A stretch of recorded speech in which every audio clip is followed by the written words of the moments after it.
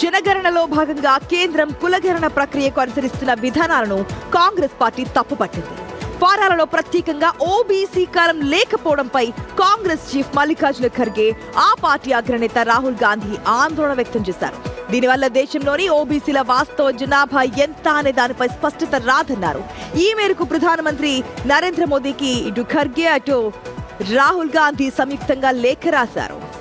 తెలంగాణ, బీహార్లో జరిగిన కుల సర్వేల తరహాలోనే కేంద్రం కులగణన చేపట్టాలని కోరారు. కులాల వివరాల నమోదుకు కేంద్రం అనుసరిస్తున్న విధానంపై వారు అభ్యంతరం వ్యక్తం చేశారు.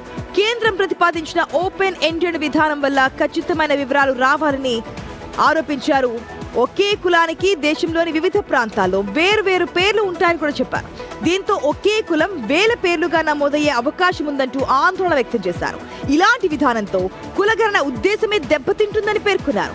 ఇక కులాల వివరాలు నమోదుకు డ్రాప్ డౌన్ విధానాన్ని తీసుకురావాలని సూచించారు. ఎస్సీ, ఎస్టీ కేటగిరీలకు ఉన్నట్లే ఇతర వర్గాలకు కూడా స్పష్టమైన జాబితా ఉండాలని కోరారు. అదే సమయంలో కులంతో పాటు ఓబీసీ కాలం కూడా ఏర్పాటు చేయాలని డిమాండ్ చేశారు. కులగణన ప్రశ్నావళిని వెంటనే రద్దు చేయాలని ఇటు రాహుల్ అటు ఖర్గే కోరారు. రాజకీయ పార్టీలు, నిపుణులు, ప్రజలతో విస్తృతంగా చర్చించిన తర్వాత కొత్త ప్రశ్నావళి రూపొందించాలని కోరారు. ఇక ఖచ్చితమైన కుల గణాంకాలు ఉంటే ప్రభుత్వ పథకాలను మరింత సమర్థవంతంగా అమలు చేయవచ్చని తెలిపారు. విద్య, ఉపాధి, సంక్షేమ పథకాల రూపకల్పనకు ఈ వివరాలు కీలకమని పేర్కొన్నారు.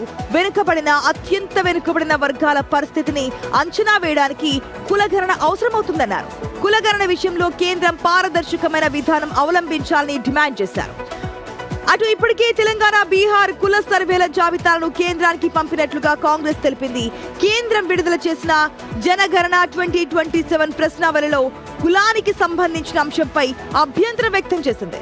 కులగణనను సమర్థవంతంగా నిర్వహించేందుకు తెలంగాణ తరహా విధానాన్నే కేంద్రం అనుసరించాలంటూ కాంగ్రెస్ స్పష్టం చేసింది.